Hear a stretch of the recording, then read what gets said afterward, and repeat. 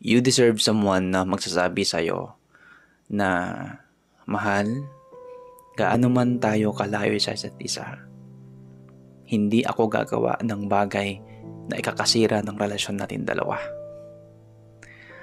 Mahal, gaano man tayo kalayo sa isa't isa, hindi yun rason para iwan ka.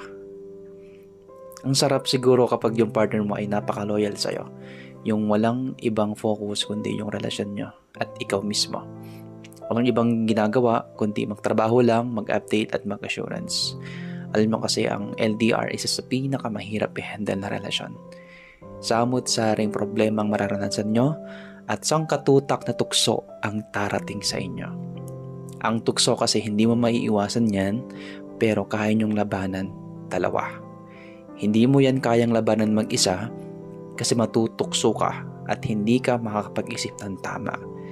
Pero kapag sinasabi mo yan sa partner mo at ini-inform mo siya na, mahal, ito yung ginagawa ko ngayon at ito yung challenge sa akin ngayon, magkakaintindihan kayo. Always remain calm and faithful to your partner because no matter what, siya pa rin ang pipiliin mo kung siya talaga yung mahal mo. Ang LDR, mahirap yan kung hindi mo alam kung paano i-handle. Pero kapag open kayo sa isa't isa at lagi kayo nag-uusap, malalagpasan nyo lahat ng mga nangyayari sa inyo.